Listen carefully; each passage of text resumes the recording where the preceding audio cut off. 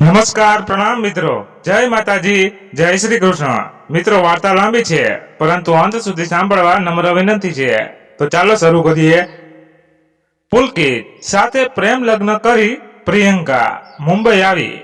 ટ્રેનમાંથી ઉતરી રિક્ષા કરી પુલકિત એને એના ઘરે લઈ આવ્યો। ઘર સુધી પહોંચતા આજુબાજુનું લોકેશન જોઈ પ્રિયંકાના મનમાં કંઈક સવાલો ઉઠવા લાગ્યા। ઘરના દરવાજા સુધી પહોંચી એ પુલકિત સામું જોઈ રહી। પુલકિત એ પ્રિયંકાને ઇગ્નોર કરતા તાળું ખોલ્યું અને કહ્યું, ચાલ બેગ લઈને અંદર આવી જા। પ્રિયંકા ઘરમાં પ્રવેશી ઘર જોઈને મનમાં વિચારી રહી હતી, વોટ ઇઝ ધીસ? શું છે આ? છી છી, અહીંયા તો બહુ ગંદુ છે બધું। મારે અહીંયા રહેવાનું છે। આ બધા લોકો અહીંયા કઈ રીતે રહી શકે છે આટલી ગંદી જગ્યામાં? ઓ માય ગોડ, આવી ગંદી જગ્યા ચાલીમાં હું રહીશ? ખાલી એક નાનો રૂમ અને નાનું કિચન, એ પણ વેન્ટિલેશન બારી વગરનું। બાથરૂમ પણ આટલું નાનું। Where is toilet? આ શું છે આ ઘરમાં? તો ટોયલેટ પણ નથી।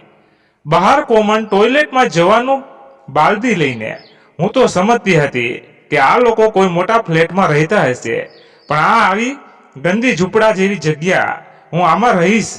પ્રિયંકા મનમાં વિચારી રહી હતી અને કદાચ પસ્તાવો પણ કરી રહી હતી કે મેં લગ્ન કરીને ભૂલ તો નથી કરી નાખીને। એણે પુલકિત સાથે લગ્ન તો કરી લીધા, પણ એના વિશે કાંઈ પણ પૂરી જાણકારી વગર। રાજકોટના મોટા બિઝનેસમેનની દીકરી એટલે પ્રિયંકા। પૈસા એટલે કે 7 પેઢી બેસીને ખાય તો પણ ખૂટે નહીં, અને જે વસ્તુ પર પ્રિયંકા હાથ રાખે એ વસ્તુની કિંમત ભલે કેટલી પણ હોય, પણ હસમુખભાઈ એટલે કે પ્રિયંકાના પપ્પા એને ક્યારેય પણ ના ન પાડે। મોટો દીકરો ધીરજ, પછી નેહા અને નાની લાડકી દીકરી એટલે પ્રિયંકા, જેને હસમુખભાઈ જે તે માગે એ બધું જ લઈને આપી દે।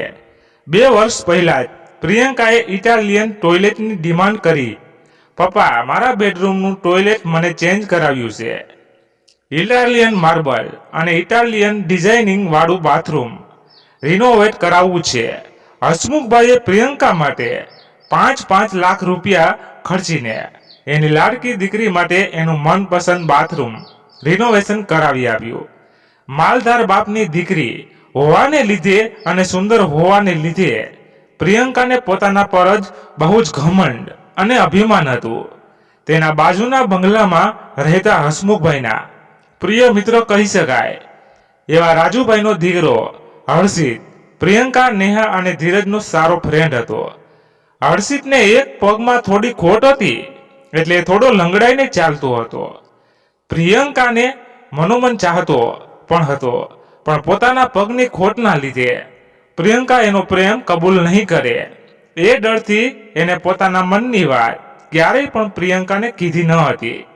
2 મહિના પહેલા જ મુંબઈથી રાજકોટની જર્ની વખતે ટ્રાવેલિંગમાં સ્લીપર એસી બસમાં પુલકિતે પ્રિયાને જોઈ। લાસ્ટ 3 સ્ટોપ હોવાથી ઘણી પબ્લિક ઉતરી ગઈ હતી। ઘણીને 3-4 લોકો બસમાં હતા। આ તકનો લાભ લઈ પુલકિતે પ્રિયંકા સાથે વાતચીત શરૂ કરી, પોતાનો પરિચય આપ્યો। પુલકિત દેખાવમાં સ્માર્ટ અને સુંદર હતો, પ્રિયંકા પણ ખૂબ જ સુંદર હતી।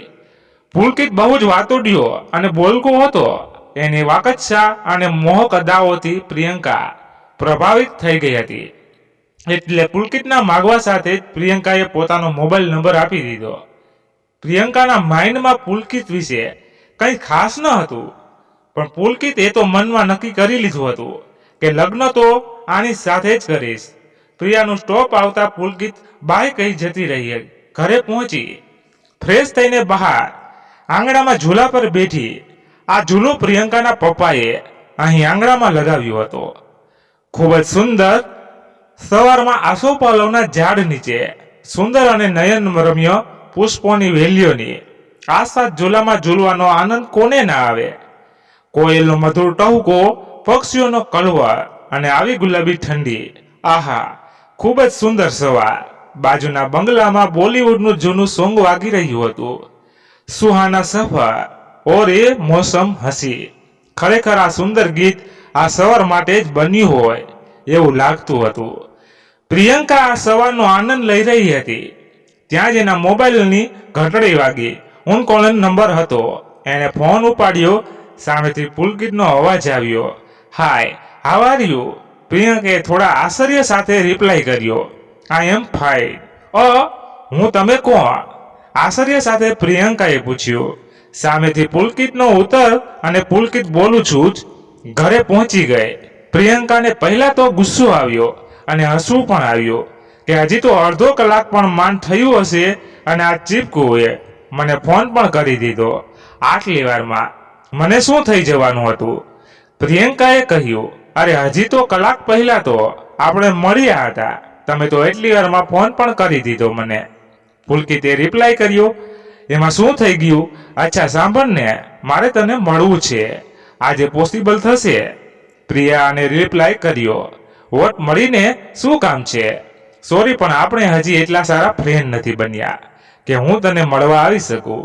પ્રિયંકાને પુલકિત સાથે વાતો કરવું ગમતું હતું પણ એની વાત એને થોડી અજીબ લાગી એટલે એને મળવાની ના પાડી દીધી અને કહ્યું, મને થોડો ટાઈમ જોઈશે.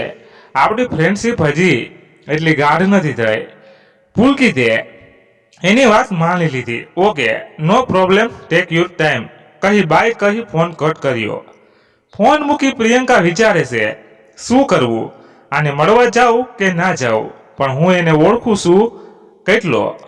પોતાની જાત સાથે જ સવાલ જવાબ કરતા થોડું વિચારીને નિર્ણય લીધો કે ના ના, હમણાં આટલી ઉતાવળ કરવી સારી નથી. એક તો એ થોડું ચીપકું ટાઈપ છે, મારે થોડો ટાઈમ લેવો જોઈએ.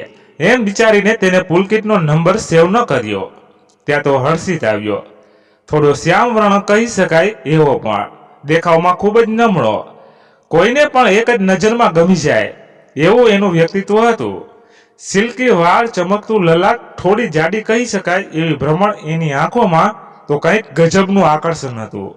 મોતીના દાણા જેવા દાંત અને એની સ્માઇલ તો બધા દીવાના હતા. એ જ્યારે સ્માઇલ કરે ત્યારે ગાલે ખંજન ભરતું.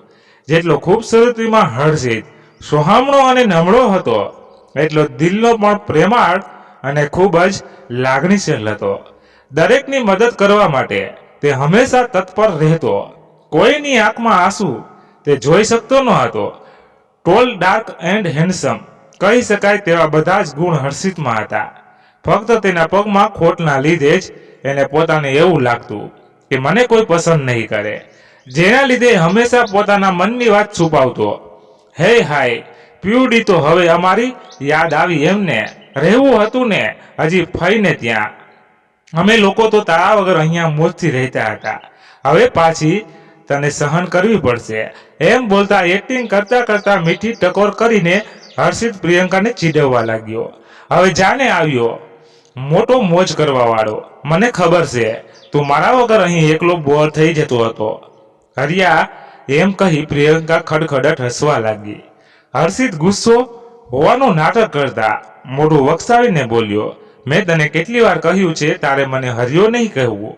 પ્રિયંકા બોલી, એમ તો તું પણ મને પ્યુડી પ્યુડી કહીને ચીડવતો હોય છો. એનું શું? હું તો હરિયો જ કહીશ. અને બંને હસી પડ્યા. હર્ષિત બોલ્યો, હા બાબા, તારા વગર કંટાળો આવતો હતો. તને જોયા વગર મને એક પણ દિવસ નથી ચાલતું, તને ખબર છે ને. પણ હવે તું આવી ગઈ છો તો હવે મારા ચહેરા પર રોજ સ્માઇલ જોવા મળશે. આવું બોલતા હર્ષિતની આંખોમાં પ્રિયંકા પ્રત્યેનો પ્રેમ છલકાતો હતો. પણ પ્રિયંકા ક્યારેય એ પ્રેમને જોઈ ન શકી. હર્ષિતે પૂછ્યું, બોલ, કેવી રીતે મુંબઈની જનની ફઈના ઘરે રોકાઈ આવી? કેમ છે એ લોકો? બધા મજામાં? બહુ મજા પડી હશે ને ત્યાં? નિકી સાથે. નિકી એટલે પ્રિયંકાના ફઈની દીકરી. ત્યાં હર્ષિતના મોબાઈલની रिंग वागी। तेरा साथ है तो मुझे क्या कमी है, अंधेरों में भी मिल रही है रोशनी। हर्षित फोन उपाड़े छे। सामे तेना पप्पानो अवाज सांभळीने कहे छे, आ पप्पा हमणां ज आવું છું કહી ફોન રાખે છે। પ્રિયંકા, મારે ઘરે જવું પડશે, પપ્પાને કંઈક કામ છે। ઓકે, પછી મળીએ, બાય, ટેક કેર કહી હર્ષિત જતો રહ્યો। પ્રિયંકા અને હર્ષિત આમ તો બેસ્ટ ફ્રેન્ડ હતા, પણ હર્ષિત માટે પ્રિયંકા બેસ્ટ ફ્રેન્ડથી પણ વધારે હતી। તે એના માટે કંઈ પણ કરવા તૈયાર હતો।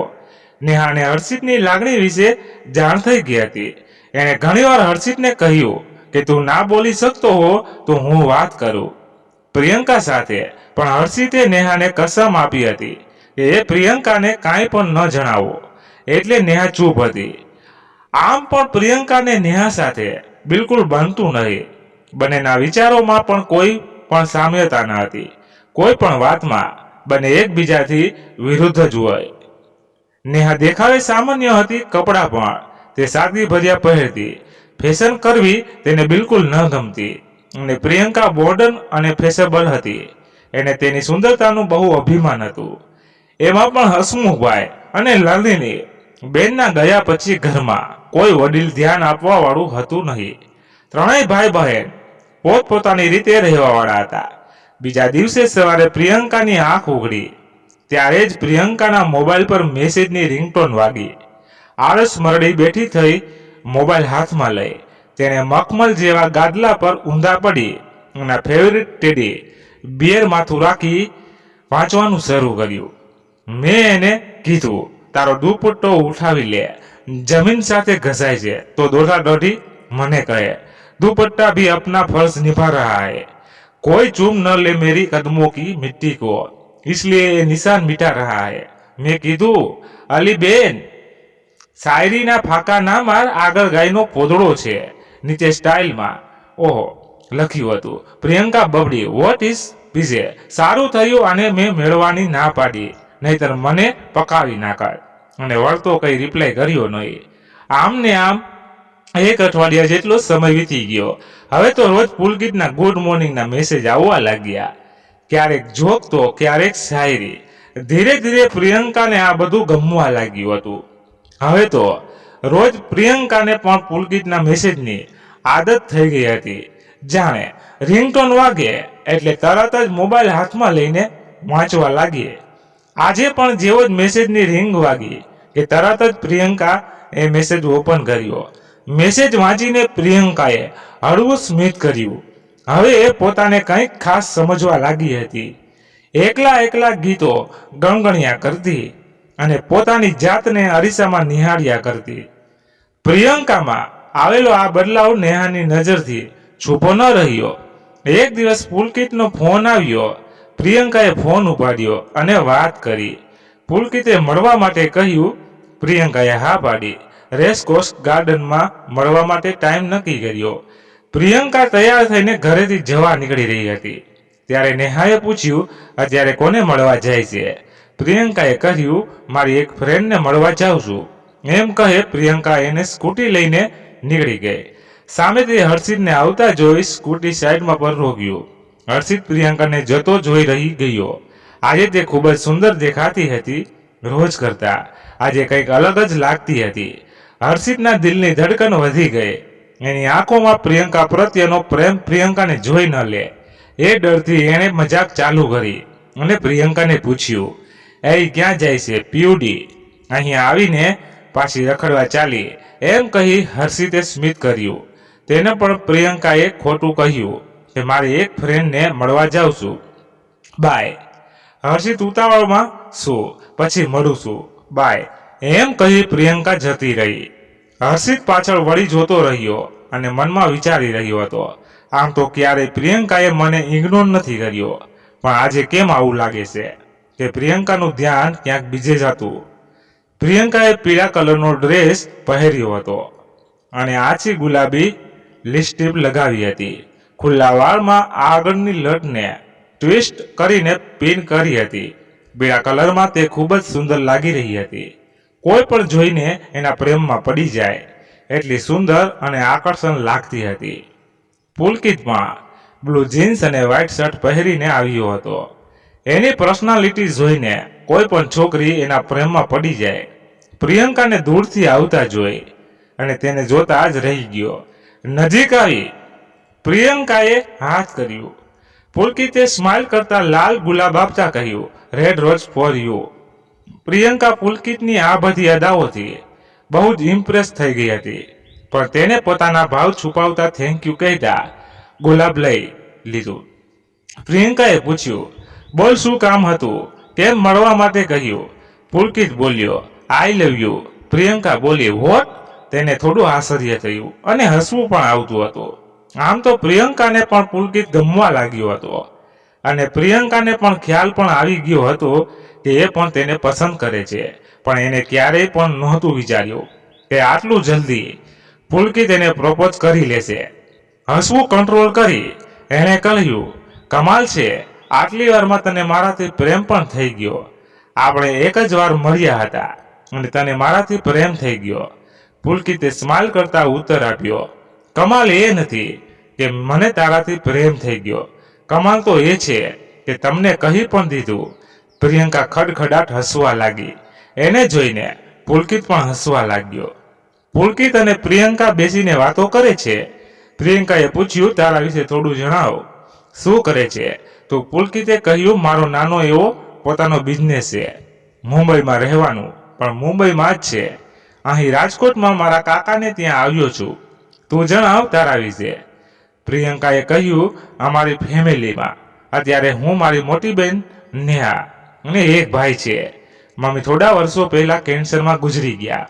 પપ્પા મમ્મી વગર સાવ એકલા પડી ગયા હતા અને ધીમે ધીમે માનસિક સ્થિતિ ખરાબ થવા લાગી. એક દિવસ અચાનક અને સુસાઇડ નોટ લખી ઝેર ગટગટાવી લીધું. એ દિવસ હું ક્યારેય નહીં ભૂલી શકું. કેટલો હસતો ખેલતો પરિવાર હતો અમારો. હવે કોઈને પડી નથી. મા બાપ વગરનું ઘર કેવું હોય?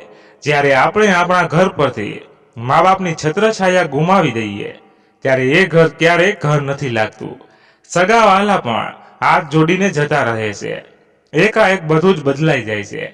આટલું કહેતા જ પ્રિયંકા રડી પડી. પુલકિતે એને શાંત પાડતા કહ્યું, હવે તું ટેન્શન ના લે, હું છું ને. એમ કહી તેને પ્રિયંકાની આંખમાં આંખ પોરવીને કહ્યું, હવે તને હું જીવનમાં કોઈ દુઃખ નહીં પડવા દઉં. કેમ કર્યું તેમ કહી તેને પ્રિયંકાના આંસુ લૂસ્યા. થોડી વાર પછી બંને પોતપોતાને ઘરે રવાના થયા. પ્રિયંકા નેહા સાથે ક્યારેય પણ સારું વર્તન ન કરતી. મોટી બહેન તો ઠીક, પણ એક સહેલી તરીકે પણ પોતાના મનની વાત કરવી કે પોતાની જિંદગીમાં શું ચાલી રહ્યું છે એના વિશે જણાવવું એને યોગ્ય ન લાગતું. હર્ષિતને બધું જણાવતી, પણ હવે તે હર્ષિતથી પણ અળગી રહેવા લાગી હતી. પોતાના રૂમમાં બેઠી બેઠી પુલકિતના સપનાઓમાં ખોવાઈ ગઈ અને પુલકિત વિશે વિચારી રહી હતી. કેટલો મોહક અને સ્માર્ટ દેખાય છે પુલકિત. સ્વભાવનો પણ સારો લાગ્યો. મને કેટલો પ્રેમ કરે છે. ઉપરથી તે મુંબઈમાં રહે છે અને પોતાનો બિઝનેસ કરે છે. પુલકિત વિશે વિચારતા વિચારતા પ્રિયંકાની આંખ લાગી ગઈ અને તે સૂઈ ગઈ. નેહા ઘણીવાર પ્રિયંકા સાથે વાત કરીને હર્ષિત વિશે કહેવાની કોશિશ કરતી, પણ પ્રિયંકા દીદી પછી વાત કરું છું કહીને ટાળી દેતી.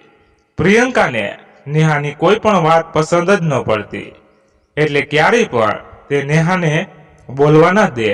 નેહાનું ડ્રેસિંગ સ્માઇલ અને મેકઅપ વગરનું બહાર જવું પ્રિયંકાનો બિલકુલ ન ગમતું. એ ઘણીવાર બહેનજી કહીને નેહાને ટોન્ટ પણ મારતી લેતી અને મારા ફ્રેન્ડ સર્કલમાં હું ઊભી હોઉં ત્યારે તમારે ત્યાં ન આવવું, નહીતર બધા મારા પર હસે છે. એમ કહીને નેહાનું ઘણીવાર અપમાન કરતી. હવે પ્રિયંકાને પુલકિત સિવાય કોઈ નહોતું દેખાતું. જાણે પુલકિતે તેના પર કોઈ જાદુ કરી દીધું હોય. એમ આખો દિવસ એના વિચારોમાં જ મગ્ન રહેવા લાગી હતી. પોતાના સુંદર ચહેરાને અરીસામાં જોઈને મનોમન પોતાની ખૂબસૂરતી પર ગર્વ કરતી. હર્ષિત સાથે પણ મળવાનું અને વાતચીત કરવાનું ઓછું કરી નાખ્યું હતું અને પુલકિતને રોજ મેસેજ અને કોલ કરવા લાગી હતી. હવે તો લગભગ દરરોજ તેઓ મળતા અને સાથે સમય પસાર કરતા. આ બાજુ હર્ષિત પ્રિયંકાના પ્રેમમાં વધારે ડૂબી રહ્યો હતો. એને શાયરી લખવાનો ખૂબ શોખ હતો. અત્યારે પણ તે પ્રિયંકા માટે શાયરી લખી રહ્યો હતો. यूं ही नहीं हम आपके लिए तड़पते हैं, एक आप ही है जो हर सांस के साथ इस दिल में धड़कते हैं. આમ તો હર્ષિતે પ્રિયંકા માટે એને સંબંધિત ઘણી શાયરીઓ અને કવિતાઓ લખી હતી, પણ ક્યારેય પ્રિયંકાને વંચાવી ન હતી. એ પોતાના પ્રેમને કબૂલાત નહોતો કરી શકતો. નેહાને પણ કસમ આપીને રોકી હતી, પણ પ્રિયંકાનું બદલાઈ રહેલું વર્તન એને વિચલિત કરી દેતું હતું. એકવાર પુલકિત પ્રિયંકાના ઘર સુધી મૂકવા આવ્યો. પ્રિયંકાએ પુલકિતને અંદર આવવાનો ખૂબ આગ્રહ કર્યો, પણ પુલકિત નેહાને જોઈને નહીં આવ્યો. પ્રિયંકાને ખરાબ ના લાગે એટલે નેક્સ્ટ ટાઈમ પાકું આવીશ અને તારા હાથની કોફી પીને જઈશ એમ કહી બાય કહીને જતો રહ્યો. નેહા આ બધું જોઈ રહી હતી, પણ પ્રિયંકાને ખબર ન હતી. પુલકિત નેહાને જોઈ જાય છે અને ઘરમાં નથી આવતો. પ્રિયંકાને બાય કહી પુલકિત નીકળી જાય છે. પ્રિયંકા ગીત ગણગણાતી સીડી ચડી પોતાના રૂમ તરફ જાય છે. ત્યાં નેહા એને રોકે છે. પ્રિયંકા, મારે તારી સાથે મહત્વની વાત કરવી છે. પ્રિયંકા મોઢું બગાડીને જાણે તેનો મૂડ બગડી ગયો હોય એવી રીતે, ઓહ દીદી પ્લીઝ યાર, અત્યારે મારે તમારી સાથે કાંઈ જ વાત નથી કરવી. હું બહુ જ થાકી ગઈ છું, પછી વાત કરું છું એમ કહી પગ પછાડતી પ્રિયંકા પોતાના રૂમમાં જઈ બારણું બંધ કરી અને પોતાના પલંગ પર આડી પડી. નીચે ધીરજ ઊભો બધું જોઈ રહ્યો હતો.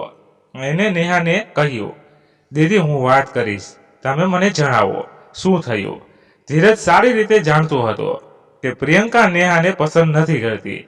આજ સુધી ક્યારેય મોટી બહેન તરીકે માન પણ નથી આપ્યું, પણ ધીરજને હમણાં પુલકિત વિશે જણાવવું યોગ્ય ન લાગતા નેહાએ વાત ટાળી દીધી. પણ નેહાને ક્યાં ચેન નથી પડતું. એ પુલકિતને એક જ વારમાં ઓળખી ગઈ હતી. એને એ વ્યક્તિ બરાબર નહોતો લાગતો, પણ પ્રિયંકા એટલી જિદ્દી અને અડિયલ હતી કે નેહાની વાત સાંભળવામાં પણ તેને રસ ન દાખવ્યો.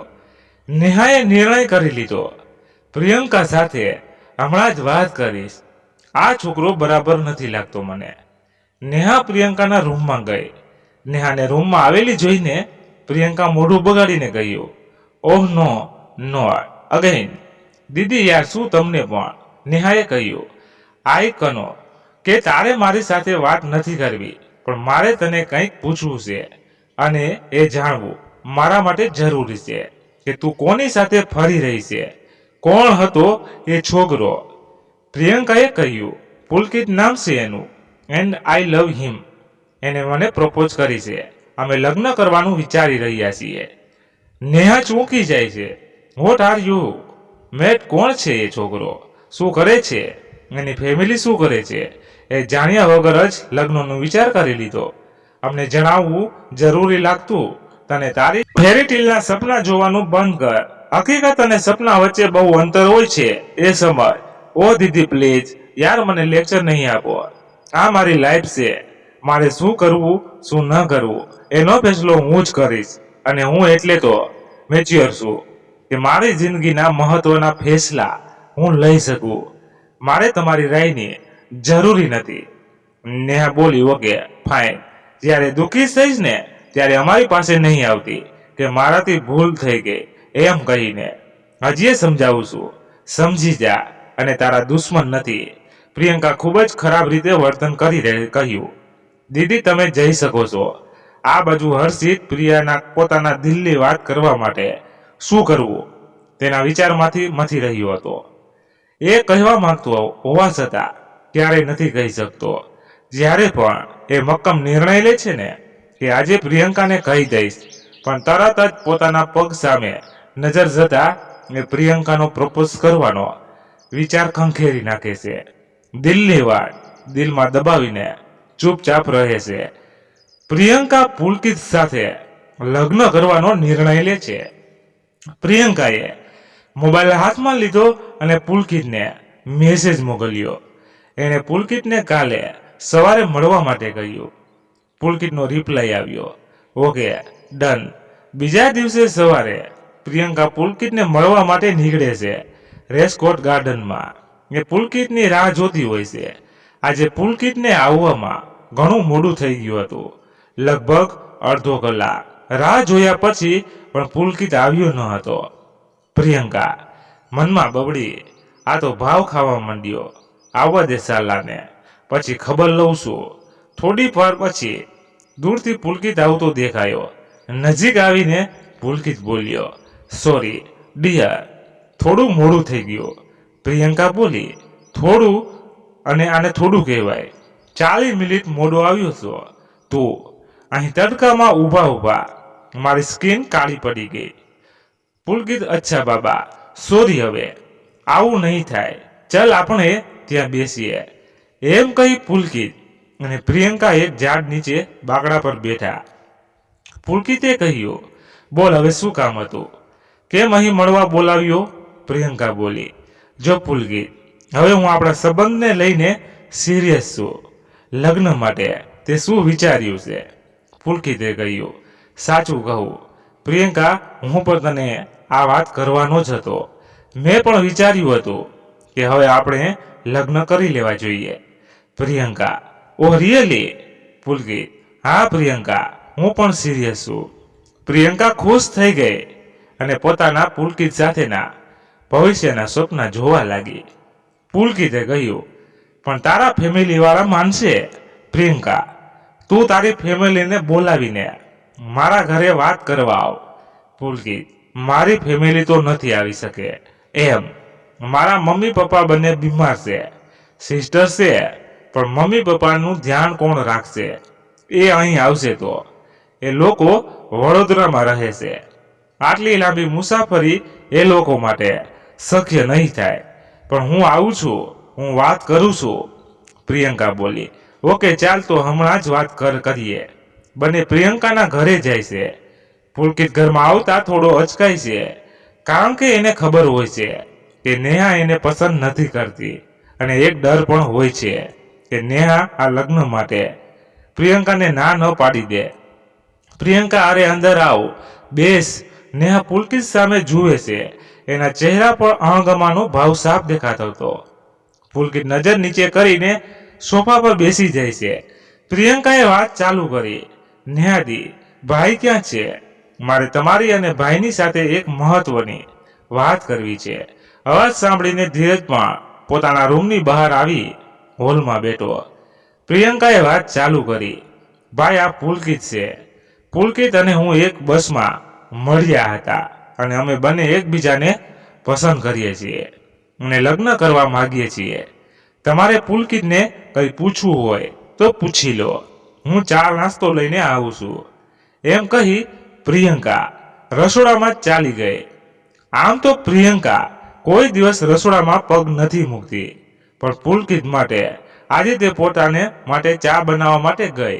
ધીરેજે પુલકિતને પૂછ્યું, તમારા માતા પિતા કેમ નથી આવ્યા? સાથે પુલકિતે કહ્યું, એમની તબિયત સારી ન હોવાથી એ આવી શકે એમ નથી. ધીરજે પૂછ્યું, ઓકે તો મિસ્ટર પુલકિત, શું કરો છો તમે અને ક્યાં રહેવાનું? ફેમિલીમાં કોણ છે? વગેરે ઔપચારિક વાતો કરી. પુલકિતે થોડા ખચકાટ સાથે જવાબ આપ્યો, મારો એક નાનકડો બિઝનેસ છે મુંબઈમાં, અને પરિવારમાં મારા માતા પિતા અને એક બહેન છે. મીટિંગ પતી પછી પુલકિત ત્યાંથી રવાના થયો. પ્રિયંકા એની સાથે બહાર સૂચી ગઈ.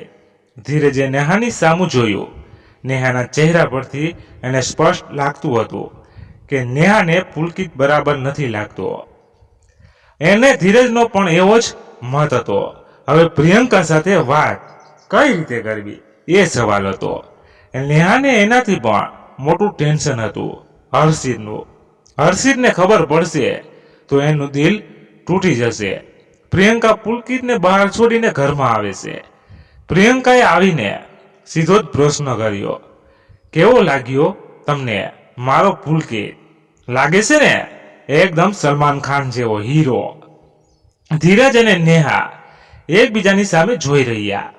થોડી વાર રહીને ધીરજે કહ્યું, જો પ્રિયંકા, ખાલી લુક જોઈને જિંદગીમાં આવડા મોટા ફેસલા નથી લેવાતા. તું થોડો સમય હજી એને પૂરો જાણી લે, પછી આગળ લગ્નનું વિચાર. બાકી અમારો મત તારે જણાવવો જ હોય તો અમે તો એમ જ કહીશું કે આ છોકરો તારે લાયક નથી. પ્રિયંકા ધીરજની વાત સાંભળીને ગુસ્સે થઈ ગઈ. ભાઈ, તમે પુલકિતને કેટલો ઓળખો છો? હજી તો એક જ વાર મળ્યા છો. એ મને ખૂબ જ પ્રેમ કરે છે અને અમારા બંનેની જોડી પણ બેજોડ લાગે, અને તે મુંબઈમાં રહે છે, તો એ ખાતા પીતા ઘરનો સારો છોકરો જ હોય ને. પ્રિયંકાનો આવો જવાબ સાંભળી નેહા ગુસ્સે થઈ ગઈ. નેહાએ પ્રિયંકાને કહ્યું, તને કોઈ સારા નરસાનું ભાન છે કે નહીં? સુંદર દેખાતા ચહેરાઓ બધા સારા જ હોય એવું જરૂરી નથી. તારા માટે સારો છોકરો અમે શોધી આપશું. અમે તારા સગા ભાઈ બહેન છીએ. તારું ખરાબ નથી ઈચ્છતા. અને એટલી બધી લગ્નની શું ઉતાવળ છે? તને થોડો સમય રોકાઈ જા ને, એને થોડું જાણી લે. પ્રિયંકા બોલી, દીદી પ્લીઝ તમે તો કંઈ બોલો જ નહીં. આ સાંભળીને નેહા વધારે ભડકી ગઈ અને બોલી, હા હું તો તારી દુશ્મન છું ને, પણ મારી એક વાત યાદ રાખજે, એ છોકરો તારા માટે બિલકુલ યોગ્ય નથી. એ વાત તું જાણી લે. અને હર્ષિતની લાગણીઓને તને કાંઈ જ નથી પડી. હર્ષિત વિશેની વાત નેહાના મુખેથી અનાયાસે નીકળી પડી. આ સાંભળી પ્રિયંકા બોલી, એક મિનિટ, આ બધી વાતમાં હર્ષિત ક્યાંથી આવ્યો? તમે કહેવા શું માંગો છો? હર્ષિતને શું ફરક પડશે એની લાગણીઓને અમારા લગ્ન સાથે? શું લેવા દેવા? નેહા થોડી વાર ચૂપ થઈ ગઈ. ધીરજ પણ નેહાની સામે જોઈ રહ્યો. હવે ધીરજથી પણ ન રહેવાયું. એને પૂછ્યું, નેહા હર્ષિતનો શું મેટર છે? આમાં નેહાને હવે બોલવું પડે એમ જ હતું.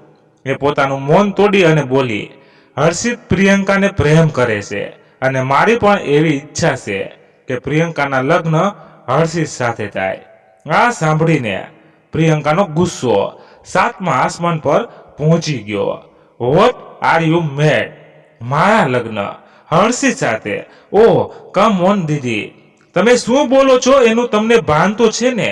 હું જાણું છું કે હશે મારો બેસ્ટ ફ્રેન્ડ, પણ લાઈફ પાર્ટનરની જેમ એને ક્યારેય નથી જોયો. નેહા તરત બોલી, તો હજી પણ વિચારી શકે છે ને? એ તારો સારો લાઈફ પાર્ટનર બની શકે એમ છે. પ્લીઝ થોડું વિચાર. માફ કરજો ભાઈ અને નેહા દી, પણ મેં મારો ફેસલો લઈ લીધો છે. આટલું કહી પ્રિયંકા સીડીઓથી ચડીને પોતાના રૂમમાં જતી રહી. નેહાએ નીચેથી બૂમ પાડીને કહ્યું, અમે તારા લગ્નમાં હાજરી આપશું એવી અપેક્ષા ન રાખતી. પ્રિયંકાએ તરત પુલકિતને ફોન કરી એની સાથે બધી વાત કરી. પુલકિતે પ્રિયંકાને કહ્યું, તું ચિંતા નહીં કરતી, આપણે વડોદરામાં મારા માતા પિતાને ત્યાં જઈને ત્યાં જ લગ્ન કરી લઈશું. આમ ને આમ 3-4 દિવસ પસાર થઈ જાય છે. એક વખત સાંજે હર્ષિત પ્રિયંકાના ઘરે આવે છે. એના હાથમાં એક લેટર હોય છે. નેહાને જોઈને હર્ષિતે પૂછ્યું, હાય નેહા, પ્રિયંકા ક્યાં છે? 3-4 દિવસથી મને મળી જ નથી. શું કરે છે? એના રૂમમાં જ છે ને? એમ બોલતા જ હર્ષિત સીડી ચડવા ગયો. ત્યાં જ નેહાએ હર્ષિતને રોક્યો. હર્ષિત થોડી વાર બેસ, મારે તારી સાથે વાત કરવી છે. હર્ષિત બોલ્યો, હા બોલ ને, હા શું વાત કરવી છે? નેહા બોલી, તું પ્રિયંકાને ભૂલી જા. હર્ષિત આ સાંભળીને ચોંકી ગયો. થોડી વાર તો એને કાંઈ સમજાયું નહીં કે નેહા શું બોલી રહી છે. હર્ષિતે પૂછ્યું, નેહા તું શું કહે છે? મને નથી સમજાતું. નેહાએ કહ્યું, એ કોઈ છોકરાના પ્રેમમાં પડી છે અને એની સાથે જ સમજ્યા વિચાર્યા વગર લગ્ન કરવા જઈ રહી છે. આ સાંભળીને હર્ષિત અવાક થઈ ગયો અને એના હાથમાં રહેલા લેટરનો ડૂચો વાળી દીધો અને એના હાથમાંથી એ ડૂચો વાળેલો કાગળ ત્યાં જ પડી જાય છે. એના ગળામાં ડૂમો ભરાઈ જાય છે. બોલવા માંગતો હોવા છતાં અવાજ નથી નીકળી શકતો. થોડી વાર મૌન રહ્યા પછી એ માત્ર એટલું બોલે છે, ના, મારું પાત્ર ખોટો નિર્ણય લઈ ન શકે. એ બહુ જ સમજદાર છે. આટલું બોલતા એની આંખો ભરાઈ ગઈ. નેહા એને આશ્વાસનના 2 શબ્દ પણ બોલી શકી. નેહા એ એની આંખોમાં રહેલો પ્રિયંકા પ્રત્યેનો પ્રેમ અને અવાજમાં દર્દ સાફ દેખાઈ રહ્યા હતા. હર્ષિતને આવી હાલતમાં જોઈને નેહાની પણ આંખમાં આંસુ આવી ગયા. હર્ષિત ત્યાંથી ઊભો થઈને જતો રહે છે. નેહા એને જતા જોઈ રહી. નેહાનું ધ્યાન પેલા ડૂચો વાળેલા કાગળ પર પડ્યું. એને એ કાગળ હાથમાં લીધો અને વાંચવાનું ચાલુ કર્યું. નેહાએ ડૂચો વાળેલો કાગળ લઈને વાંચે છે. મારી પ્રિયો પીયુડી, બચપનથી અત્યાર સુધી તારી સાથે હસ્યો રમ્યો, જિંદગીના દરેક સુખ દુઃખ સાથે બાટીને રહ્યો. તારી અને મારી દોસ્તી ક્યારેય ન તૂટે એવી અતૂટ છે. પણ આ દોસ્તીના બગીચામાં, મારા આ દિલના ક્યારામાં તારા પ્રત્યેનું પ્રેમનું પુષ્પ ક્યારેય ખીલી ગયું એની મને ખબર જ રહી. હા પ્રિયંકા, હું તને ખૂબ જ ચાહું છું અને હવે ફક્ત અને ફક્ત તારા માટે જ જીવું છું. એમ કહું તો પણ કાંઈ અતિશયોક્તિ નથી. હું રોજ તારા માટે કવિતાઓ અને શાયરી લખું. રોજ મનમાં એમ થાય કે તને કહું પણ કહી શક્યો નહીં. મારી કવિતાઓ અને શાયરીઓ ફક્ત અને ફક્ત તને સંબોધીને લખું છું, પણ ક્યારેય હિંમત નથી થતી કે તને વંચાવું કે તારી સમક્ષ મારા પ્રેમનો ઇઝહાર કરું. પણ મારા પગની ખામીના લીધે મને હર પળ એવું લાગ્યા કરે છે કે હું કદાચ તારા લાયક નથી. પણ જોને એ દિલ હે કે માનતાય નહીં. એટલે એવો વિચાર આવ્યો કે જો તું સાથે હોઈશ તો મારી જિંદગીની દરેક ખામી અને અધૂરપને તું તારા ગુણ અને પ્રેમથી ભરી દઈશ. આજે થયું કે તને કહી દઉં તો પણ બોલીને કહેવાની હિંમત નથી દાખવી શકતો. એટલે આ લેટરમાં લખી રહ્યો છું. પ્રિયંકા, હું તને બહુ જ પ્રેમ કરું છું અને તારી સાથે લગ્ન કરવા ઈચ્છું. આમ તો રોજ બે મતલબ જિંદગી જીવતો જ હતો, પણ હવે તને જોઈને જિંદગી જીવવાનો મકસદ મળી ગયો. આ મારો જિંદગીનો નિત્યક્રમ થઈ ગયો છે. રોજ સવારે જાગું ત્યારે પહેલા તારો ચહેરો જ જોઉં છું, જેને મારા મોબાઈલમાં હોમ સ્ક્રીન પર ફિટ કરેલો છે. અને રાત્રે તારા વિચારોમાં જ તકિયાને તારો ખોડો સમજીને સૂઈ જાઉં છું. હવે તો બસ એક જ ઈચ્છા છે કે આ આખું જીવન તારી સાથે વિતાવવા માંગુ છું. તારી સાથે ઘરડો થવા માંગુ છું.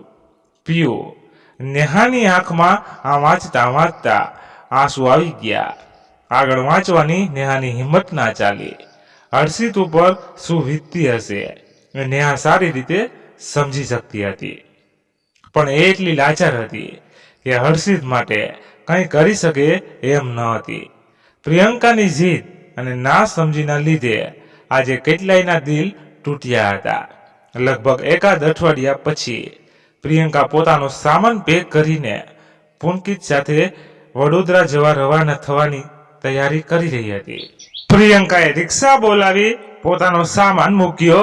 જતી વખતે ધીરજ અને નેહા સાથે, પણ પ્રિયંકાએ કઈ વધારે વાત ન કરી કે ન હર્ષિતને મળવા ગઈ. હર્ષિત એના બેડરૂમની બારીમાંથી પ્રિયંકાને જતા જોઈ રહ્યો. આજે એનું દિલ એટલું રડતું હતું કે ભરતીના લીધે જેમ મોજા મૂછડી ને બહાર આવી જાય એમ એની આંખોમાંથી આંસુની ધારા વહેવા લાગી. હર્ષિત એનો મોબાઈલ હાથમાં લીધો અને મોબાઈલના સ્ક્રીન પર રાખેલો પ્રિયંકાનો ફોટો જોઈને જાણે એને પૂછી રહ્યો હતો, જતા જતા મને મળવું પણ તને જરૂરી ન લાગ્યું? શું આપણી મિત્રતાને કંઈ કિંમત નથી રહી? હવે તારા માટે એક મિત્ર તરીકે મળી તો શકે ને? મારી કવિતાઓ અને શાયરીઓ હવે હું કોને સંભળાવું? હવે હું તારા માટે લખવું કે નહીં? પ્રિયંકાએ ફોટામાં જાણે હર્ષિતની સામે જોઈને હસતી હતી. નીચેના હોલમાં હર્ષિતના પપ્પા ઓલ હિન્દી સોંગ સાંભળી રહ્યા હતા, જેનો અવાજ હર્ષિત બેડરૂમ સુધી આવતો હતો. આ ગીત સાંભળીને આજે એવું લાગી રહ્યું હતું જાણે હર્ષિત માટે જ લખાયું હોય. પ્રિયંકા પાછળ ફરીને જોયા વગર જતી રહી. ભવિષ્યનું વિચાર્યા વગર પોતાના પરિવાર અને અંગત મિત્રનો ત્યાગ કરીને પુલકિત સાથે વડોદરાની બસમાં બેસી ગઈ અને બસ વડોદરા જવા રવાના થઈ ગઈ. વડોદરા પહોંચી પ્રિયંકા પુલકિતના માતા પિતાને મળી. પુલકિતના માતા પિતાનો વ્યવહાર થોડો રૂક્ષ જણાતો હતો. પ્રિયંકા થોડી વાર માટે ડઘાઈ ગઈ, પરંતુ પુલકિતે તેને પોતાની ભાષા સમજાવી લીધી. પ્રિયંકા માટે થોડું એડજસ્ટ થવું અધૂરું લાગી રહ્યું હતું, પણ પુલકિત માટે તે બધા સાથે થોડા જ સમયમાં હળી મળી ગઈ અને થોડા જ દિવસમાં પુલકિત સાથે પ્રિયંકાએ અગ્નિની સાક્ષીએ ફેરા ફરી લીધા અને મુંબઈ આવવા માટે રવાના થઈ ગઈ. ત્યાં શું બારી પાસે ઊભી વિચારે છે, ચાલ બધો સામાન ફટાફટ ઠેકાણે પાડીએ. વડોદરાથી થોડો ઘર વખરીનો સામાન જે સાથે લાવ્યા હતા એ બધો ગોઠવવા માટે પુલકિત બધો સામાન ખોલવા લાગ્યો. પુલકિતના આ શબ્દો સાંભળીને પ્રિયંકાની તંદ્રા તૂટી અને ભૂતકાળમાંથી તે બહાર આવી અને પુલકિત પાસે આવીને ઊભી રહી. એને જોઈ પુલકિતે કહ્યું, તું પેલા શ્રાવણી લઈને જાડુ કાઢી નાખ અને થોડી સફાઈ કરી નાખ, પછી સામાન જગ્યા પર રાખીએ. પ્રિયંકા યંત્રવંત શ્રાવણી લઈને જાડુ કાઢવા લાગી, સફાઈ કરી અને બધો સામાન ગોઠવવા લાગી. માલેતુજાર બાપની દીકરી હોવાના લીધે પ્રિયંકાએ આટલો શ્રમ ક્યારેય કર્યો ન હતો. લગભગ 2 કલાક સુધી ઘરની ગોઠવણી તથા સફાઈ કરીને પ્રિયંકા ખૂબ જ થાકી ગઈ હતી અને તેને ભૂખ પણ લાગી હતી. એ હજુ પુલકિતને કહેવાની જ હતી કે બહારથી જમવાનું લઈ આવ. ત્યાં જ પુલકિતે કહ્યું, મને બહુ જ ભૂખ લાગી છે, તું ફટાફટ રસોઈની તૈયારી કર. પ્રિયંકા આ સાંભળીને સાવ ઢીલી પડી ગઈ. તેને પુલકિતને કહ્યું કે હું ખૂબ જ થાકી ગઈ છું, અત્યારે બહારથી લઈ આવને, મને ખૂબ જ ભૂખ લાગી છે. મને રસોઈ બનાવતા પણ સારી રીતે નથી આવડતી, એટલે મને બનાવતા પણ બહુ જ ટાઈમ લાગી જશે. પ્લીઝ અત્યારે બહારથી લઈ આવને. આ સાંભળીને પુલકિત ગુસ્સે થઈ ગયો અને ગુસ્સામાં એ બહાર થવા લાગ્યો. ત્યાં જ પ્રિયંકાએ કહ્યું, હોટેલ પર પહોંચીને મને ફોન કરજે, હું મેનુ જોઈને કહીશ શું મગાવું. એ પુલકિતના ચહેરાના હાવભાવ બદલાઈ ગયા. એને કંઈ જવાબ ન આપ્યો અને જતો રહ્યો. પ્રિયંકા ગુમસુમ બેસી રહી. પોતે આ નાનકડા ઘરમાં કેમ એડજસ્ટ કરશે વિચારી રહી હતી. થોડી વારમાં પુલકિત જમવાનું પાર્સલ લઈને આવી ગયો. પ્રિયંકા બોલી, અરે તે મને ફોન નહીં કર્યો, શું લાવ્યો છે જમવાનું? કહેતા કહેતા પ્રિયંકાએ પુલકિતના હાથમાંથી પાર્સલ લઈને ખોલવા લાગ્યું. અચાનક પ્રિયંકાને યાદ આવ્યું કે ચાલ ટીવી જોઈએ. તેને આજુબાજુ નજર દોડાવી. ટીવી દેખાયું નહીં. પ્રિયંકાને જમતા જમતા ટીવી જોવાની આદત હતી, પણ અહીં તો ટીવી પણ ન હતું. પ્રિયંકાથી પૂછાઈ ગયું, ટીવી નથી ઘરમાં? પુલકિતે કહ્યું, અત્યારે તો જે છે એ આ તારી આમ જ રહેવું પડશે. તારા ઘર જેવું મારું ઘર નથી, તારે થોડું એડજસ્ટ કરવું પડશે. પ્રિયંકાએ પાર્સલ ખોલી જોયું તો પાઉં અને કંઈક મિક્સ કઠોળની ભાજી જેવું હતું અને બીજી એક કોથળીમાં મિક્સ ગાંઠિયા બાંધેલા હતા. પ્રિયંકાએ કહ્યું, આ શું છે? શું જમવાનું લાવ્યો છે? પુલકિતે કહ્યું, આ મિસળ પાઉં છે, વડા પાઉં, પછી ખવાતી મુંબઈની સૌથી વધારે લોકપ્રિય વાનગી. તું ખાઈ લે, જો તને પણ ભાવશે. પણ પ્રિયંકા પુલકિતને કહી ન શકી કે મને પાઉં જરા પણ નથી ભાવતા. પ્રિયંકા ચૂપચાપ જમવા લાગી. કોળિયો મોંમાં મૂકતા એનો હાથ અટકી ગયો. એના પપ્પાની કહેલી વાત એને યાદ આવી, મારી દીકરીને તો કોઈ રાજકુમાર સાથે હું પણ પરણાવીશ, જ્યારે મારી દીકરી રાજ કરશે, રાજ, જ્યાં રોજ 56 ભોગ જેવું જમવાનું મળશે મારી દીકરીને અને રાણીની જેમ રાખશે એવો વર ગોતીશ હું મારી દીકરી માટે. પ્રિયંકાની આંખોમાં જળજળિયા આવી ગયા. આંખમાં આવેલા આંસુને ત્યાં જ રોકી અને પોતાના મનને સમજાવતા તે ચૂપચાપ જમવા લાગી. પુલકિત જમવાનું પતાવીને બહાર જવા નીકળી રહ્યો હતો. ત્યાં જ પ્રિયંકાએ પૂછ્યું, ઓફિસે જાવ છો? પુલકિતે કહ્યું, શેની ઓફિસ? કેમ તમારી ઓફિસ નથી? આ સાંભળીને પુલકિત હસવા લાગ્યો. પ્રિયંકી ડઘાઈને સામે જોઈ રહી. પુલકિત બોલ્યો, તને કોણે કહ્યું કે મારે ઓફિસ છે? પ્રિયંકા કાંઈ બોલી શકી નહીં. ચૂપચાપ પુલકિતને જાતા જોઈ રહી. પ્રિયંકા જમવાનું આટોપી વાસણ વગેરે બધું ઠેકાણે રાખી થોડા જૂના અને તૂટેલા બેડ પર બેઠી બેઠી વિચારવા લાગી મેં પુલકિતને અત્યાર સુધી કેમ પૂછ્યું નહીં કે એની પોતાની ઓફિસ છે કે નહીં.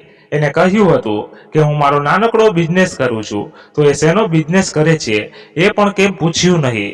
એ મુંબઈ રહે છે એટલું જાણી મેં એમ કેમ વિચારી લીધું કે કોઈ આલિશાન બંગલામાં કે ફ્લેટમાં રહેતો હશે અને મોટી કાચની બનેલી એની ઓફિસ હશે. પ્રિયંકાથી એક નિશાસો નખાઈ ગયો. બેડની કિનારી પર પ્રિયંકા હાથ ટેકવીને બેઠી હતી અને અચાનકથી કિનારીના તૂટેલા સનમાઇકાથી ધારથી પ્રિયંકાનો હાથમાં ફાંસો વાગી ગઈ અને એક ખડેલા તૂટેલા બેડ પર પ્રિયંકાની નજર પડી. અચાનકથી તેને હર્ષિત સાથે થયેલી એની વાતો યાદ આવી ગઈ અને થોડી ક્ષણ માટે ભૂતકાળમાં સરી પડી. હાય પિયુ, શું કરે છે? કહી હર્ષિત પ્રિયંકાના બેડરૂમમાં આવ્યો. પ્રિયંકા કોઈ મેગેઝિનમાં ડિઝાઇનર બેડના ફોટા જોઈ રહી હતી, જેમાં એક રાઉન્ડ શેપનો મોટો બેડ જોઈને પ્રિયંકાએ હર્ષિતને બતાવતા કહ્યું, જો હું લગ્ન કરીશ ને ત્યારે મારા પતિએ કહીને હું આવી ડિઝાઇનનો બેડ બનાવડાવીશ. આ સાંભળી હર્ષિત એ વળતો જવાબ આપ્યો, અરે ગાંડી, તારા માટે તો હું આવો હજારો બેડ બનાવડાવી આપું, તું કહે તો ખરી. અને પ્રિયંકા મોઢું બગાડવાની એક્ટિંગ કરતી. ઓ કમ ઓન હર્ષિત, પ્લીઝ મારી મજાક નહીં કર, કહીને હર્ષિતને માથામાં ટપલી મારી. અમે બંને હસી પડ્યા. પ્રિયંકાએ વાતને યાદ કરતા એકદમથી ખડખડાટ હસવા લાગી. પ્રિયંકા ભૂતકાળમાંથી બહાર આવી, પણ તે મનોમન હર્ષિતને યાદ કરી રહી હતી. પ્રિયંકા પોતાના ઘરને અને બેઠેલા દિવસોને યાદ કરી રહી હતી. ધીરે ધીરે પ્રિયંકાને અહીં રહેવાની આદત પાડી દીધી. આખરે એ હતું તો એના પતિનું જ ઘરને. દરેક સ્ત્રી કોઈ પણ પરિસ્થિતિમાં એડજસ્ટ કરતા શીખી જ જાય છે, એમ પ્રિયંકા પણ ધીરે ધીરે એડજસ્ટ થઈ રહી હતી. પ્રિયંકાના ફોઈ પણ અહીં મુંબઈમાં જ રહેતા હતા. એક દિવસ તે ફોઈને ત્યાં એમને મળવા ગઈ અને ફોઈની દીકરી નિકી સાથે તેને બહુ જ બનતું હતું. ફોઈએ પ્રિયંકા માટે ચા બનાવી અને નાસ્તો ડબ્બો બાજુમાં મૂક્યો. પ્રિયંકાને ભૂખ લાગી હોવાથી તે નાસ્તાનો ડબ્બો ખોલી અને એમાંથી પાર્લેજી બિસ્કિટ ખાવા લાગી.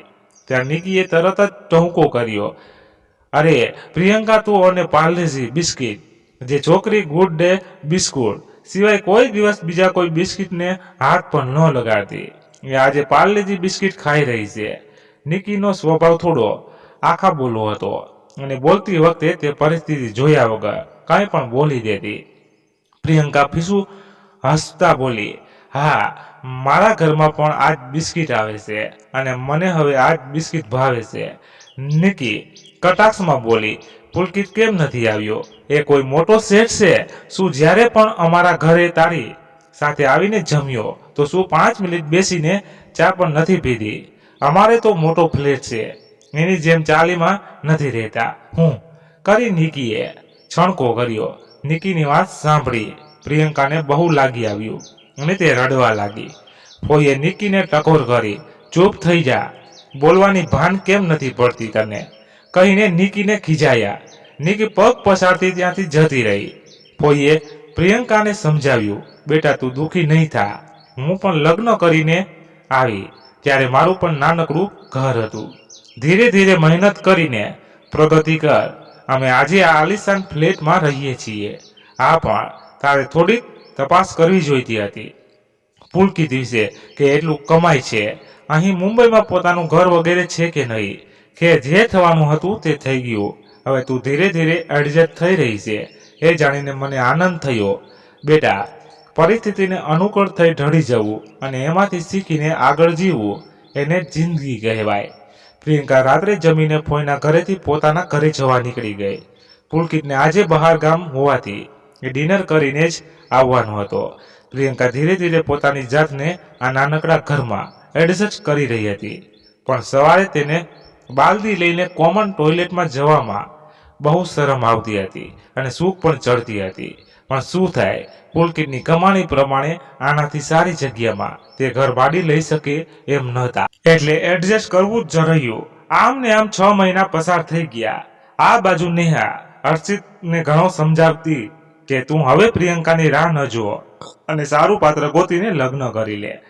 પણ હર્ષિતને એક આશા હતી કે એકના એક દિવસ મારી પ્રિયંકા મારી પાસે જરૂર આવશે. એના ઇંતજારમાં હર્ષિત બીજા કોઈ સાથે લગ્ન કરવાનો વિચાર પણ ન કરતો. હવે ધીરે ધીરે પ્રિયંકામાં પરિવર્તન આવવા લાગ્યું હતું. તેના પોતાના રૂપ પ્રત્યેનું અભિમાન અને પપ્પાના ઘરની જાહો જલાલીનું ઘમંડ હવે ઓસરવા લાગ્યું હતું. એનું કારણ હતું પુલકિતનો રવૈયો. પુલકિત ક્યારેક એને ઘરમાં જરૂરી વસ્તુઓ લઈને સગવડ કરી આપવા કે એને ગમતી વસ્તુ લઈ આપવા માટે પહેલ ન કરતો. ઘરમાં પણ કોઈ વસ્તુ ખૂટતી હોય તો જલ્દીથી ન લઈ આપે. જેટલી પણ કમાઈ કરી હોય એ બધા જ પૈસા એ પોતાના ખિસ્સામાં લઈને જ ફરતો. પ્રિયંકાના હાથમાં 100 રૂપિયાની નોટ પણ એને આજ દિવસ સુધી આપી ન હતી. પ્રિયંકાને 10 રૂપિયાની પણ કાંઈ વસ્તુ કે કંઈ લેવું હોય તો પણ પુલકિતની સામે હાથ લાંબો કરવો પડતો. એક વખત પ્રિયંકાને તેની પડોશી મિત્રી અમીની સ્કૂટી જોઈને પોતાની સ્કૂટી યાદ આવી ગયું. એણે મમ્મીને કહ્યું કે મને પણ બહુ જ મન થાય કે સ્કૂટી ચલાવવાનું. અમીએ કહ્યું, જા તું અને પુલકિત ફરી આવો. જાઓ. પ્રિયંકા તો ખુશી ખુશી સ્કૂટી લઈ લીધું અને પુલકિતને મનાવવા લાગી કે પ્લીઝ ચાલને ક્યાંક ફરવા જઈએ. અને આપણી પાસે તો બાઇક કે સ્કૂટર કાંઈ નથી. આજે અમી ભાભીએ સામેથી કહ્યું છે તો પ્લીઝ ચાલને ક્યાંક ફરતા આવીએ. પુલકિત માની ગયો, પણ પુલકિતને સ્કૂટર ચલાવતા આવડતું ન હતું. પ્રિયંકાએ કહ્યું, હું ચલાવું છું, તું બેસી જા પાછળ. પુલકિતને એ ના ગમ્યું, પણ એ અણગમા સાથે એ પાછળ બેસી ગયો. પ્રિયંકાએ સ્કૂટી સ્ટાર્ટ કરી અને મુંબઈથી સડકો પર તેને દોડાવવા લાગી. આજે પ્રિયંકા ખૂબ જ ખુશ હતી અને તે હરખાતી સ્કૂટી ચલાવતા ચલાવતા પુલકિતને કહેવા લાગી, તને ખબર છે પુલકિત, રાજકોટમાં તો હું સ્કૂટી ચલાવવાની રેસ લગાવતી મારી બધી ફ્રેન્ડ સાથે અને હંમેશા હું અવ્વલ આવતી. અને પ્રિયંકા આગળ બોલે એ પહેલા જ પુલકિતે પ્રિયંકાની વાત કાપીને અણગમા સાથે કહ્યું, બસ હવે તારી મોટી મોટી વાતો હાંકવાનું બંધ કર. પુલકિતને હવે ઈગો હર્ટ થઈ રહ્યો હતો. એને એવું લાગી રહ્યું હતું કે પ્રિયંકા એને નીચો દેખાડી રહી છે. એટલે એ ગુસ્સામાં પાછો બબડ્યો, હવે તારી હિરોઈન ગીર બંધ કર અને ચૂપચાપ ગાડી ચલાવ. પ્રિયંકા પુલકિત ન આવો છણકો સાંભળીને સમસમી ગઈ. તેનું દિલ રડી રહ્યું હતું, પણ એની આંખોએ દિલના દરિયાના પાણીને બહાર આવતું રોકવા માટે સાથ આપી રહી હતી. તેમ છતાં પણ એક ટીપું એની આંખમાંથી છલકાઈ ગયું. પ્રિયંકાએ સ્કૂટીના કાચમાં જોયું કે પુલકિતનું ધ્યાન તો નથી અને તેના ફટાફટ એ આંસુ લૂસી નાખ્યું. પુલકિત અને પ્રિયંકા મલાડના ફાર્મ હાઉસ આસ્કા બીચ ઉપર પહોંચ્યા. પ્રિયંકાએ પોતાની જાતને સ્વસ્થ કરી અને પુલકિતને સાથે દરિયાના મોજામાં પગ પલાળવા ચાલવા લાગી અને પોતાના મોબાઈલમાં પુલકિત સાથે થોડી સેલ્ફી લીધી. પ્રિયંકાને પોતાના ફોટા પડાવવાનો ખૂબ જ શોખ હતો. એને પુલકિતને ન કહ્યું, પુલકિત પ્લીઝ મારા આ ડ્રેસમાં એક ફૂલ જેવો ફોટો ક્લિક કરી અને આપને. અને પુલકિતે તેના થોડા ફોટા પાડ્યા. થોડી વાર ફરી અને પ્રિયંકા અને પુલકિત ઘર તરફ જવા રવાના થઈ ગયા. ધીરે ધીરે પ્રિયંકા મુંબઈની ચાડમાં પોતાને એડજસ્ટ કરી લેશે, પણ પુલકિતનો બદલાતા બિહેવિયરના લીધે ક્યારેક તો પોતાને ખૂબ જ એકલી મહેસૂસ કરે છે અને કોઈને કહી પણ શકે એવી પરિસ્થિતિમાં મુકાઈ જાય છે. પુલકિત સવારે કામ પર જતો રહે એટલે પ્રિયંકા ઘરમાં બારી અને દરવાજા બંધ કરીને એકલી બેઠી બેઠી વિચારોમાં મગ્ન થઈ જાય અને કદાચ પોતે કરેલી ભૂલના લીધે પછતાવામાં આંસુ સારતી બેઠી હોય છે, તો ક્યારેક પોતાના માતા પિતાને યાદ કરીને રડી લેતી હોય છે. ઘણીવાર એકલા બેઠા બેઠા હર્ષિત યાદોમાં સરી પડે. એક વખત પ્રિયંકા હર્ષિત સાથે બેસીને ઓસ્ટ્રેલિયા અને ઇન્ડિયાનો ક્રિકેટ મેચ જોઈ રહી હતી અને ઓસ્ટ્રેલિયન ક્રિકેટર રિકી પોન્ટિંગ જોઈને કહી રહી હતી કે જો હું ઓસ્ટ્રેલિયા ફરવા જઈશ ત્યારે આ ઓસ્ટ્રેલિયાના ક્રિકેટ રિકી પોન્ટિંગને મળીશ અને મળીને એનો ઓટોગ્રાફ લઈશ. ત્યારે હર્ષિત તેને હસીને ટકોર કરતો, એ આસમાન હવે નીચે આવી જા, બહુ ઊંચી ઉડાન નહીં ભર, હવે જમીન પર આવી જા. એમ કહી હર્ષિત ખડખડાટ હસી પડ્યો અને પ્રિયંકા પણ હસી પડી. એ વાત યાદ કરતા કરતા પ્રિયંકાના ચહેરા પર સ્મિત ફરી વળ્યું. ઘરમાં આટલો બધો સમય એકલા બેસીને ક્યારેય પ્રિયંકા ડિપ્રેશનમાં આવી જતી હતી. એકવાર એમના પડોશન અમી ભાભી પ્રિયંકાને મળવા આવ્યા. પ્રિયંકાએ દરવાજો ખોલ્યો. અમી અંદર આવી ને બેસીને વાતો કરવા લાગી અને પૂછ્યું, તને આવી રીતે ઘરમાં બારી દરવાજા બંધ કરીને બેસવું કેમ ગમે છે અને શું હાલત બનાવી રાખી છે તે તારી? આમ બારી દરવાજા બધું બંધ કરીને બેઠા રહેવાથી ઘૂંટણ નથી થઈ રહી તને? આમ ને આમ રહીશ તો તો ડિપ્રેશનમાં આવી જઈશ. પ્રિયંકાએ કંઈ જવાબ ન આપ્યો. અમીએ કહ્યું, એવું હોય તો ફ્રી ટાઈમમાં વાંચવાનું ચાલુ કર. વાંચનથી તને ક્યારેય એકલતા નહીં અનુભવાય. પ્રિયંકાએ કહ્યું, અમારા ઘરમાં ન્યૂઝપેપર નથી આવતું ભાભી. એટલે અમીએ કહ્યું, તું ચિંતા નહીં કર, મારે ત્યાં પેપર આવે છે, એ તારે વાંચવા લઈ જવા. અને મારી પાસે સારા સારા પુસ્તકો પણ છે, જે વાંચવાથી તમને ખૂબ જ સારું લાગશે, એ તું લઈ જજે. પ્રિયંકાને અમીની વાત ગમી. ધીરે ધીરે પ્રિયંકા વાંચન તરફ વળવા લાગી. પુલકિત ગયા પછી એકલો સમય પસાર કરવા માટે તેને અમી ભાભીના ઘરેથી સંદેશ અને એની પૂર્તિઓ લઈ વાંચતી. એક દિવસ અમી ભાભીએ તેને એક પુસ્તક આપ્યું અને કહ્યું, આ વાંચજે, તારામાં આનાથી ખૂબ જ પરિવર્તન આવશે. પ્રિયંકાએ પુસ્તક હાથમાં લીધું અને એનું મુખ પૃષ્ઠ જોયું. પુસ્તકનું નામ હતું ગીતાંજલિ. રવિન્દ્રનાથ ટાગોરનું પુસ્તક હતું. પ્રિયંકાએ અમીનો આભાર વ્યક્ત કર્યો અને પુસ્તક વાંચવા લાગી. ત્યાર પછી પ્રિયંકાએ ઘણા પુસ્તકો વાંચ્યા. ધીરે ધીરે પ્રિયંકાને ડિપ્રેશનમાંથી બહાર આવવા લાગી અને જિંદગી પ્રત્યેનો અભિગમ બદલાવા લાગ્યો. હવે પ્રિયંકાએ પોતાના જીવનમાં આવેલા પરિવર્તનને સહજ સ્વીકારી લીધું હતું. એક દિવસ પ્રિયંકાને પુલકિતને કહ્યું, પુલકિત, એક ગુડ ન્યૂઝ છે. પુલકિતે પૂછ્યું, શું? બોલને. પ્રિયંકાએ ખુશીના ભાવ સાથે કહ્યું, પુલકિત, હવે આપણું જીવન બદલાવાનું છે. તારે હવે થોડું વધારે જવાબદાર થવું પડશે, કારણ કે આપણે માતા પિતા બનવા જઈ રહ્યા છીએ. આ સાંભળી પુલકિત ખુશીથી ઝૂમી ઉઠ્યો અને પ્રિયંકાનો ચહેરો હાથમાં લઈ અને એના કપાળને ચૂમી લીધું. હવે પુલકિત પ્રિયંકાનું ખૂબ ધ્યાન રાખી રહ્યો હતો. આ બાજુ નેહાને પણ તેના ફોઈ પાસેથી સમાચાર મળ્યા કે પ્રિયંકાને સારા દિવસો જઈ રહ્યા છે. નેહાએ હર્ષિતને વાત કરી કે હર્ષિત, હવે તું પ્રિયંકાની રાહ નહીં જો. એ એના જીવનમાં આગળ વધી ગઈ. હવે તારે પણ કોઈ સારું પાત્ર જોઈને લગ્ન કરી લેવા જોઈએ અને પ્રિયંકાને સારા દિવસો જઈ રહ્યા છે. એ વાત નેહાએ હર્ષિતને કરી. હર્ષિતે પૂછ્યું, આ તો ખૂબ જ સારી વાત કહેવાય, પણ નેહા, પ્રિયંકા ખુશ તો છે ને? એને દુઃખ નથી ને એના જીવનમાં? એ ખુશ તો છે ને? હું પણ ખુશ, પણ અગર એને કોઈ તકલીફ હોય તો મને પ્લીઝ જણાવો. હું હંમેશા એને માટે કંઈ પણ કરવા તૈયાર રહીશ. નેહાએ કહ્યું, આ ફોઈના કહેવા પ્રમાણે હમણાં તો એ ખૂબ જ ખુશ છે અને હવે તો પુલકિત પણ એનું ખૂબ જ ધ્યાન રાખી રહ્યો છે, એટલે કંઈ ચિંતા કરવા જેવું લાગે નહીં રહ્યું. એ ખુશ રહે એમાં આપણે ખુશ, બસ, બીજું શું. આમ ને આમ 9 મહિના વીતી ગયા અને એક દિવસ પ્રિયંકાને એક સુંદર બાળકીને જન્મ આપ્યો, જેને જોઈને પુલકિતની આંખમાં હર્ષના આંસુ આવી ગયા અને પુલકિતે પોતાની બાળકીને સાથે સરસી ચાંપીને ખૂબ જ વહાલ કરવા લાગ્યો. આ જોઈને પ્રિયંકા આંખમાંથી પણ હર્ષના આંસુ નીકળી રહ્યા હતા. હવે પુલકિત રાત દિવસ મહેનત કરીને કામ કરી રહ્યો હતો અને પોતાના પરિવારનું પણ ખૂબ જ ધ્યાન રાખતો હતો. આ તરફ નેહાને પણ પ્રિયંકા સાથેનો થયેલા મનભેદ દૂર કરીને પ્રિયંકાને માફ કરી દીધી.